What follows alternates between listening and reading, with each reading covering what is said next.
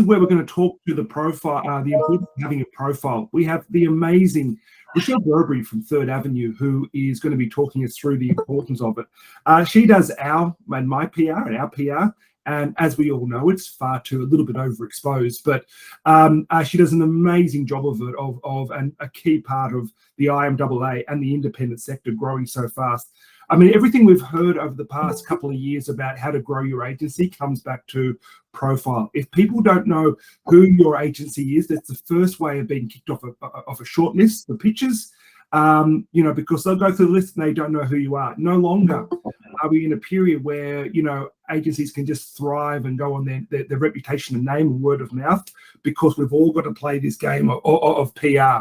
And to a degree, there's a bit of smoke and mirrors there, which I'm sure Rochelle will talk to. But the importance of PR is so important for any agency. If there's one thing you're going to do, you need to focus on it. So without further ado, I'm going to hand over to the amazing Rochelle, who's done her hair for again. I could barely recognize her when she hopped on the call earlier on. She looks absolutely incredible. I almost had to run to the bathroom and put a couple of kilos of hair gel into my hair just to keep up. But I'll hand over to you, Rochelle, and I'll shut up. Oh, on that note, can everyone hear me clearly? I have a bit of background noise happening. Is everything clear? Great. Okay. Thank you. Thank you, Sam. I do usually have curly hair, just to clarify, but I had my hair cut and I've changed it up and I've gone straight, and it's thrown Sam completely off his perch. So I usually look more like the photo on your screen. And just to Sam's point, overexposure, I don't think there's such a thing as overexposure. I think if you're getting out there proactively and you're getting out there judiciously, you can do it really well. So on that note, I'm going to dive into my presentation. I'm going to talk a little bit about the importance of PR, and then a little bit about working with journalists and how you can do it well. Hang on, I have to go into my... Okay, this is my favourite quote of all time. I've been a media trainer now for about 15 years, and this is the most important quote I've ever come across. The questions don't do the damage, only the answers do. So what you see in the media is what comes out of your mouth. So if you don't want something to go into the media, don't say it. Any question you're asked by a journalist can be tackled with an answer that works for you, not necessarily for them. Just a little bit about me for those that don't know me. I was a journalist for more than 20 years before I moved over to this side of the fence. I started my life at B&T a long, long time ago when it was good. And then I moved on to newspapers. So I worked at the Sydney Morning Herald, the Australian, and finally I was at the Australian Financial Review, where I was marketing and media editor. So I know the sector very well. When I moved over into PR, we actually won the inaugural PR Agency of the Year, which was outstanding because we had no idea what we were doing coming out of journalism. I've since sold that business and I've moved into what I currently have, which is Third Avenue Consulting. I focus on corporate PR, reputation management, media training. I also specialise in this sector. So I've worked with pretty much every media company over the last 10 to 15 years. I work with media agencies, research companies, industry bodies, obviously, and a number of others. I also judge a number of awards. I like judging awards because it's interesting to see what people are doing in the industry. If you ever get the opportunity, I'm sure many of you have, but if you do, it's always a good thing to do. It's interesting. You meet interesting people and you see what's going on with other people in the sector. Just to take you through what I'm going to cover in today's presentation, why it's important to have a profile. I'm also going to define for you what PR is. A lot of people have a different view or confusing views about what PR is. I still have trouble communicating it simply to people, and how it can help, why it's powerful, how you use it, which is strategy, planning, tactics. And then I'm going into a little bit about what makes news. That's extremely important for any PR activity. What PR arsenal you have access to. How to write a media release. It's a very top line slide about how to write a media release, but if it's written well, you'll get it published, because as you probably know, many of the trades now are actually running press releases as is, or changing the top and tail and the headline of them, which is great from a PR point of view because you're getting all your key messages in the stories out there. I'll also look at taking the good with the bad, because when you do raise your head above the pulpit, there are risks when things go wrong. I'm going to give you an example of owning a story that we did with the IMAA, how to work with journalists, how to do interviews, do's and don'ts. And after all that, I'm hoping there's time for you to ask questions. Please feel free to ask me questions throughout this presentation as well. Okay, into it. Why it's important to have a profile. It really helps you build profile and reputation. It's a really good networking tool when you're out talking to potential clients, to staff, to suppliers, etc. It definitely creates new business leads. I work with a number of clients, and when they do PR, it really opens the door for conversations with potential clients. And linked to that, it also builds profile for your people. It makes them feel good about themselves. It showcases your culture. It attracts talent. And in this sort of talent market, that's important. And then, you know, I guess where you want to be eventually, it does take time, but you want to be a thought leader. So you want to be the agency or the company that journalists seek out when they're doing particular stories, because you have the most interesting, informed point of view. And PR is key to doing that, because, you know, as Sam said, you do need it, not just because of what's going on at the moment, but it's an incredibly cluttered market. Until the IMAA came along, the multinational agencies had an absolute stranglehold over media coverage. Barely any of the journalists were talking to independent agencies, and we've managed to completely turn that around. There's a fantastic appetite for independent agency comment and stories and releases and profiles. The journalists are really pro independent media agencies. You give them a different point of view to what a multinational will, and they really like that. So you're in a real sweet spot. Turning to what PR is, PR helps manage the spread of information between your agency and the target audience, and that is done via the media. And when I say managing the spread of information, when you do have a story, you want it to get out in the most positive light possible. And when you have something that's going on that you don't want to get out, you want to try and stop it from getting out or lessen the impact of that negative news. And that's what PR does really well. It helps persuade your stakeholders, and stakeholders can range from staff, clients, potential clients, government, whoever you want to talk to look favourably upon the agency. I always say PR is all about perception, because what you know about your business is very different to what journalists or potential clients know about your business. And the whole aim of PR is to lessen that perception gap. So what the media and clients know about your business is more like what you know about your business. And PR is a very effective tool for doing that. It does help really protect your reputation. A lot of what I do, particularly for, you know, larger clients, is help, as I say in the next line, get the good stuff in and keep the bad stuff out. Try and get negative stories dismissed, to not run at all, or try and, as I said earlier, to lessen the impact of those negative stories. PR is incredibly powerful for credibility. It's way more powerful in my view than placing an ad about your agency, for example, in the Fin Review or something, saying, "Aren't we great?" It just, if a journalist thinks you're good enough to write about it, just gives you that extra level of credibility and kind of, I guess you call it a passive endorsement that advertising just can't buy. Research has found that a news story about a company is more likely to move people to action. And I have found that with my clients, that they talk about not just that their coverage is talked about, but also it opens the doors to new business. And, you know, that's what it's all about really, and also attracting people. A good PR strategy, doing it well, is the way to get the media and target audiences to seek you out. And that's exactly what has happened with the IMAA. And as I mentioned earlier, nirvana is when your company is thought of as a thought leader, as the go-to for the industry you're in. In terms of strategy, planning and tactics, a strategy, I suppose you'd say, to use that, a military analogy, is your art of war. It's the big plan that you have to say, okay, what do we want to do to reach our results? Be that grow our revenue, attract new people, build a culture, whatever that may be. The plan within that strategy is all the activities that you have within there to make that happen, to reach those objectives. The tactics are kind of the arsenal that you can select from for each PR activity, which I will come to.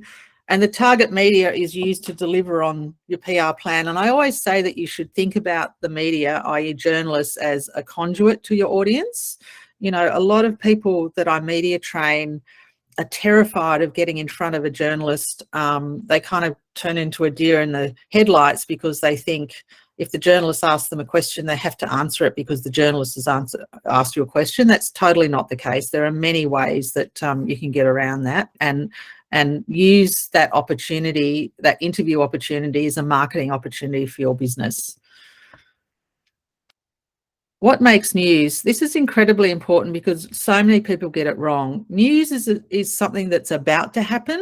So you can't sort of, like if you're launching a new campaign, and it's already been on air or launched for a week, it's not a piece of news. It's kind of done. So it immediately loses news value. So you really need to think about, this is about to happen and we want to capitalize on it. When it comes to news, newer is better. Stories do grow old very quickly, particularly in online environments, which are all the trades are now, that, the story's there and gone within 24 hours. Unless it's a controversy that they can breathe more oxygen into. Journalists love something that's a first. So if you've got anything that's an Australian first, a world first, an industry first, a first for your agency, a first for your client, that works really well from a PR point of view.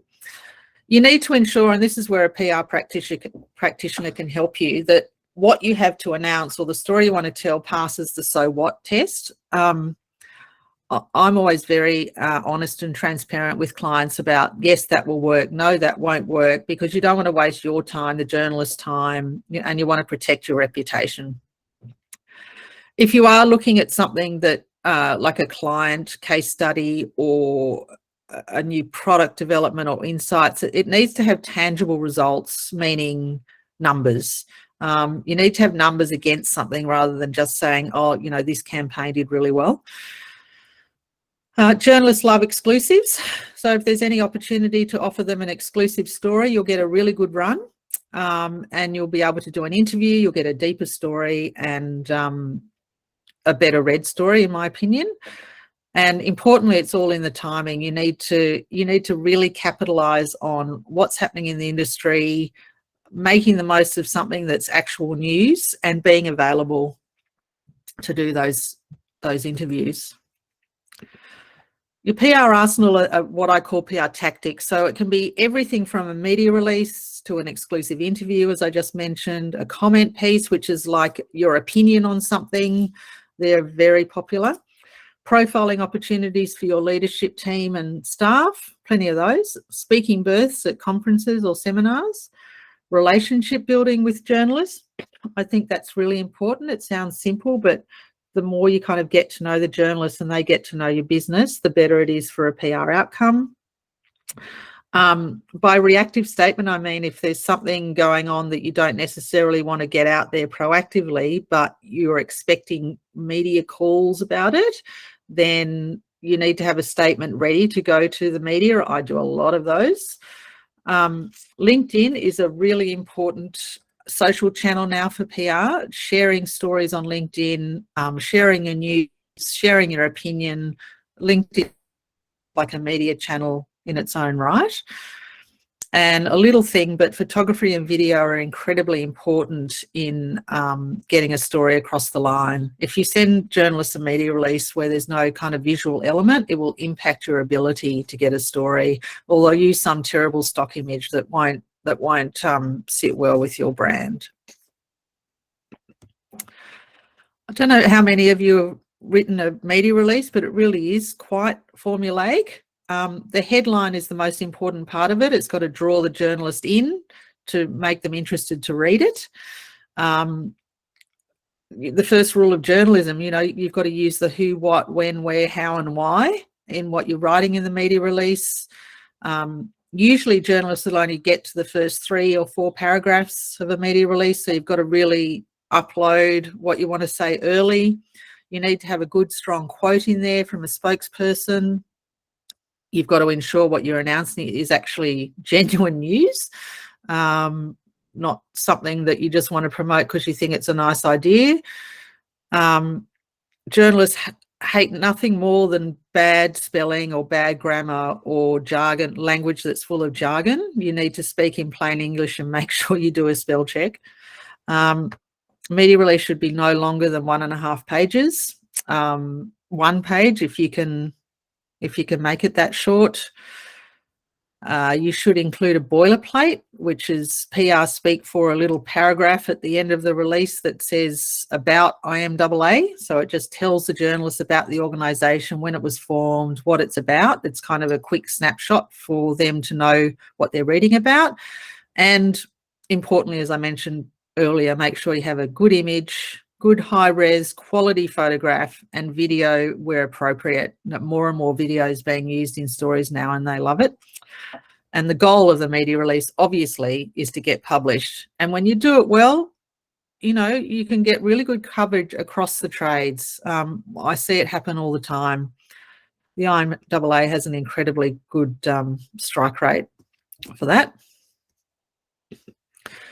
I just wanted to touch on this briefly because when you do start having a PR profile, you've got to, you can't just go into hiding when things go bad or when you lose a big client or whether you have to make redundancies or whatever it may be.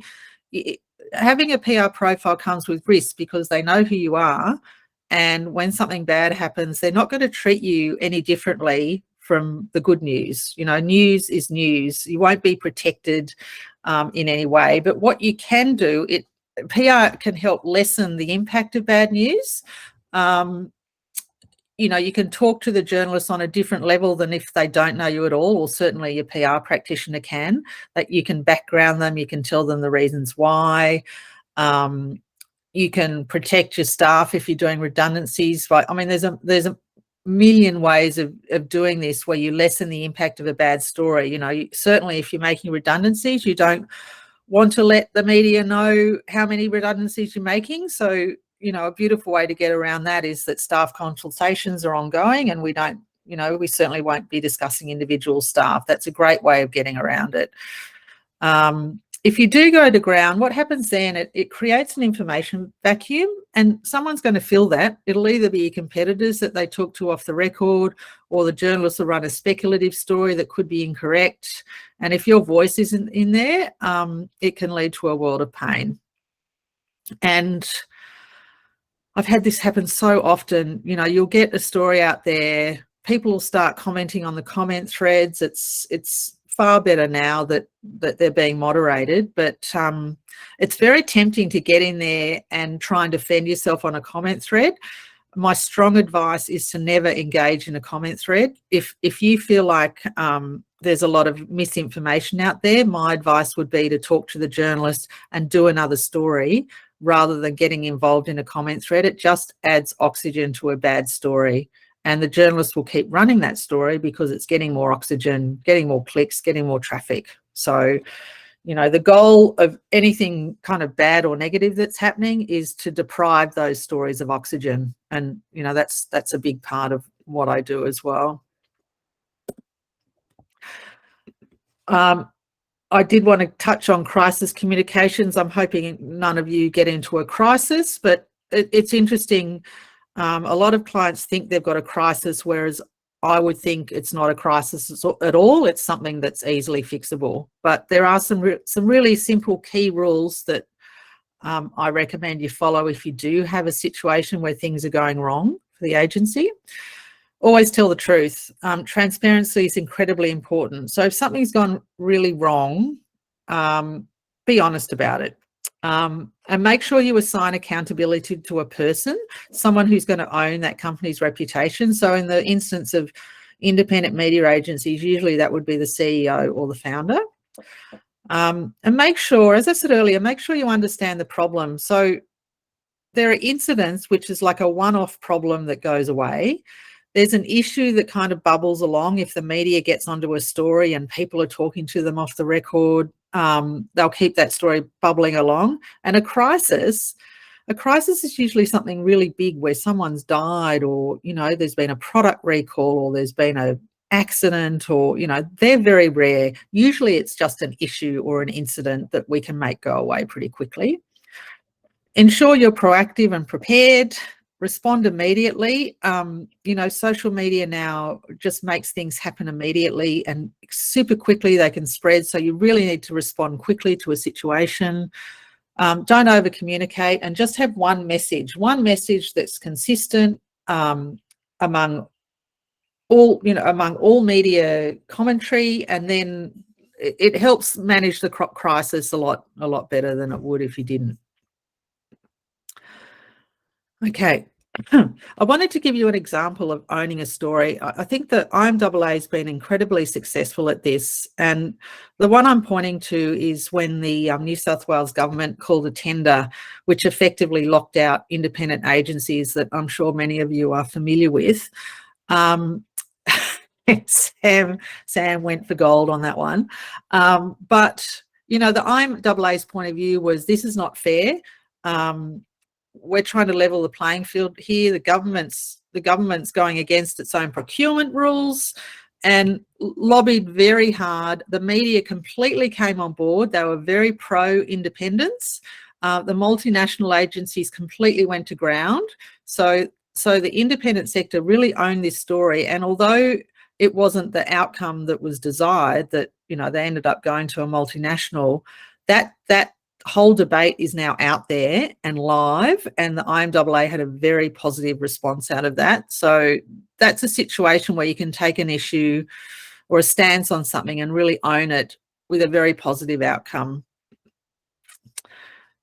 And looking at the IMAA's PR already, what are we at? The 26th of July, we've had 65 stories this year. I know that's a lot, but as Sam was saying earlier, you know, the fact that the IMAA is doing so well, they're getting traction overseas. People are looking at it as best practice. Journalists are seeking out independent agencies for information all the time because they now understand what a fantastic sector that's full of great talent. You know, they get that. It's like, great, I don't have to go to my usual multinational agency suspects. I've got a much broader net I can cast. And I would really encourage you to get involved. You know, I often, probably once a week or once a fortnight, I have journalists coming to me saying, hey, I'm doing a story on SMI data or the Commonwealth Games. I'd love some independent agency commentary. I strongly encourage you to get involved. It's a really easy win, and it starts your journey as a thought leader. The call outs are done on LinkedIn. If you think there's a better way, let me know, because it's a very effective PR tool. Do you want to say something, Sam, or are you just throwing your face? I just wanted to say that guys, you know, we're constantly putting this out, on the LinkedIn closed CEO channel. Please take advantage of it. We don't get a lot of responses for it, but it is just a simple way of raising your profile totally for free. So, so do it. And there's Nick doing his. And Nick was in. What was he? You were in. Today, Ad News or Media Week. That was a great profile. Anyway, I'll shut up. Yeah, it does really work. Media Week. Yeah, thanks, Nicholas. It really does work well, and you know, I'm finding that I'm getting a regular group who always provide commentary, but I'd love to cast that net wider. So you can even come to me directly and say, hey, if there's any commentary, please come to me directly, and you know, I can facilitate it that way. If you're not on the LinkedIn group all the time, or you miss something, just come to me. I'm very happy to help out and send that commentary, because it really helps with the independent sector's profile. So we have a number of things going on. Media Week, as Nicholas mentioned, and Ad News are doing regular indie agency profiles. for no cost. Normally there's a cost associated with this. We're getting this for nothing because they really like the sector. They're proactively coming to me asking for interviews, and as I mentioned earlier, you really are in a sweet spot, and that's been ongoing since your launch, and I don't see it changing. All right, really quickly, nearly done. How to work with journalists. Hopefully you have a PR practitioner to help you, because they can be a real punish. But, you know, they're time poor, they're stretched, they're constantly on deadline. They're not terribly educated about the industry as well, so you usually have to do a bit of hand-holding. They definitely don't have time to do any homework on your agency, so certainly don't expect them to know much about what you do, who you are, who your clients are, who your people are. Unfortunately, they do have a low care factor. You know, they're just jumping from one story to another. So the more you can spoon feed them information, the better outcome you'll get. They definitely seek out controversy, you know, any story that'll get a clickbait, and that's where you need to be very judicious about what you talk to them about. They're besieged by people like me pitching them stories. That's why, you know, I guess I pride myself on having been a former journalist. I have very strong relationships with the journalists, and I think I get a pretty good outcome because they know that I was on the other side and I understand where they're coming from. Relationships are incredibly important, and they get things wrong online all the time. Excuse me, all the time, because they're trying so hard to get stories up quickly. There's constant spelling errors or factual errors. I reckon I'm correcting things a couple of times a week. But they're just in that moment of getting things up online quickly, and you know, then it becomes my job to fix the facts. But that's okay, they do get fixed. What they're looking for by trade and business, I mean our trade press and also business media, meaning the media writers on the Fin Review, the Australian, the Sydney Morning Herald, the Age, etc. They will always want numbers, business growth, results, statistics, data, you have insights, that sort of thing. Always interested in conflict and controversy. It depends, it's a personal decision whether you decide to play on that area or not. They love a scoop and an exclusive, as I mentioned earlier. They will lean on you for industry knowledge and insight. You are the experts, so they come to you looking for information that will help them write a better story. And as I mentioned, there's a lot of churn in trade media. There's a lot of newbies, and you know, if you can kind of help hold their hand and help them along writing stories, that will do you a lot of favors in terms of relationship building and outcomes. They love gossip. They love trends. You know, when I worked on the Fin Review, we had a saying that more than two is a trend. So if I could find something that was happening 2 times, it became a trend story, and you know, sometimes they'd run off the front page, go figure. But you know, journalists love trends, and they definitely love having a collection of experts with strong opinions on things, particularly around, you know, topics and trends and issues that are happening in the industry and what the implication is for marketers. That's the proviso most of them have. They don't want a comment piece that sort of talks about something, but then there's no solution or there's no implication for marketers or what marketers need to think about. So please bear that in mind.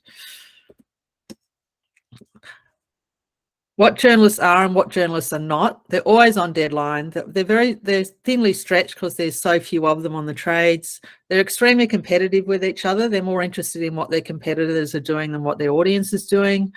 They're very well networked. They get to meet a lot of people in the industry, so they know a lot of people.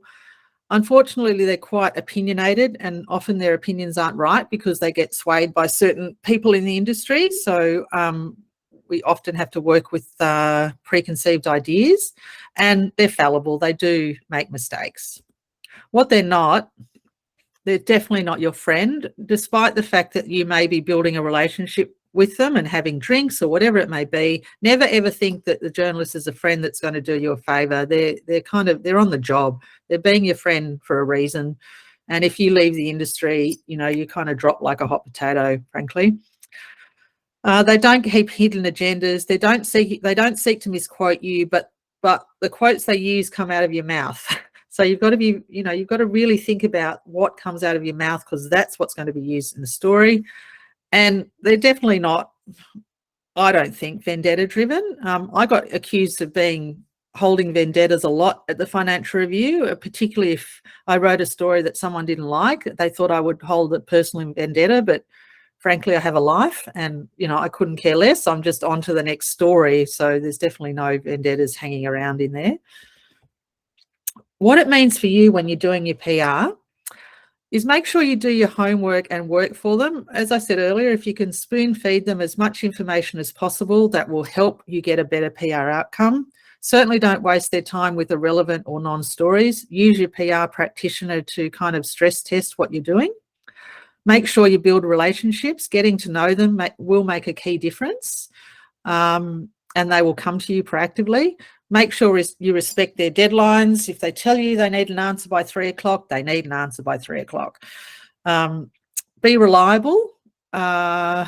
Have an opinion and be available. I put be available in italics because there's nothing worse than saying to a journalist, oh yeah, I can get you, you know, John Smith, and then John Smith's not available all day. They're going to move on from you very quickly if you're not available like that.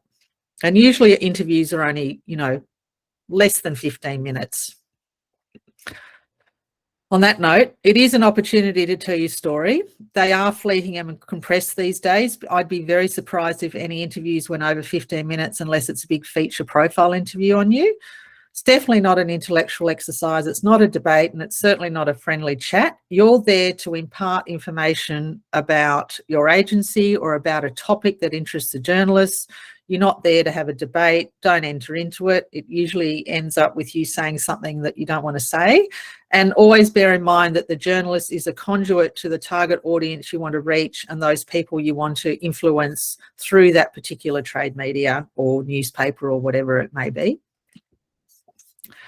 What you should be doing is your homework on the journalist. Make sure you know who they are. Make sure you know what stories they've written recently. They love it when you say, oh, I saw your story on X. It was really good. They love that because no one remembers. This is the most important thing I say in media training. Know what you can and can't say. Every single organisation I've media trained over more than a decade don't know what they can and can't say. And that means if I ask them a question about, well, you know, what was your revenue last year or what was your profit, they don't know whether they can say that or not. So you really need to make sure you do know what you can't say and have an answer to get out of it. Make sure you have all your key industry figures, data and statistics ready. Make sure you practice the tough questions, only because, you know, the journalists are opportunistic. If they've got you on the phone and they want to ask you a question about one of your competitors or one of your clients, they will, because they've got you on the phone, even if it's not part of the interview that you had in mind. Think of what you would most not want to be asked and have an answer for it. It's a very good practice to get into. I don't believe off the record exists anymore. So remember that everything you say is on the record and can end up in print. Even if they say to you, well, let's talk off the record, I would not get into that territory at all. Use jargon-free English. There's a lot of jargon in this industry. There's a lot of acronyms. Don't assume that the journalist understands them all. And also buy time. If you get to know a journalist and they ring you for a story, I would suggest to never take the call cold. Just say to them, okay, what do you need? When do you need it by? I'll call you back. And then sit down and think about what you want to say rather than kind of jumping straight into it. You'll get a much better outcome. What you shouldn't do is ask a journalist to reveal their sources. That's a really big no-no. Don't assume they're an industry expert, because very few of them are. Don't hide when the news is bad. You need to be transparent. I think it's a bad look. Off the record applies to me because I'm the person who has no fingerprints, Angela. I'm the conduit. Thanks, Rochelle. Yeah. Don't speak for any other parties or companies. So I just think it's a bad look if a journalist comes to you and says, oh, I heard your competitors, you know, lost this account. I just think it's a bad look to get into if you start denigrating your competitors. Don't repeat something that's negative, and only ever say no comment if you're legally bound to say no comment. To me, if someone says to me no comment, it means that I'm onto the story. It's like waving a red flag at a bull, because when you can't think of anything to say, it usually means that the journalist is right. Finally, what next? In terms of if you are thinking about PR, really have a think about what you've got that's PRable. PR people just can't pull content out of their proverbial arses, excuse my language, but you need to have something to work with. It just doesn't happen magically out of the air. Make sure you're not a one-hit wonder. So I've had several examples when I was a journalist of new companies or people coming out all guns blazing, do a story, and then they disappear off the face of the earth. Journalists will look very dimly upon you if you do that. Good PR really does take planning, time, and commitment. So if you're going to do it, commit to it, because you can have a kind of launch phase where you've got a couple of announcements. The most difficult part is keeping the momentum going and having a content calendar that can work to keep that momentum going. Watch and learn from those agencies who do it well. I think there's a few who do it really well in the trade media, and watch what they're doing and mimic it, because it does work really well. And, you know, I know not all of you would be wanting to engage an expert, but at least seek advice from an expert. It's the experts, the PR practitioners, that hold those relationships with the journalists, and they can facilitate things much easier than you going in cold to a journalist and trying to sell a story. I've had a number of clients come to me saying, oh, we tried to do it on our own, we didn't get any traction. That's because the journalists don't know you, and it's a much harder process to do, you know, when you're going in cold like that. And that's not a new business pitch, by the way. And that is it from me. I'm sorry I kind of really rushed through that, but if anyone has any questions, I'd be very happy to answer them.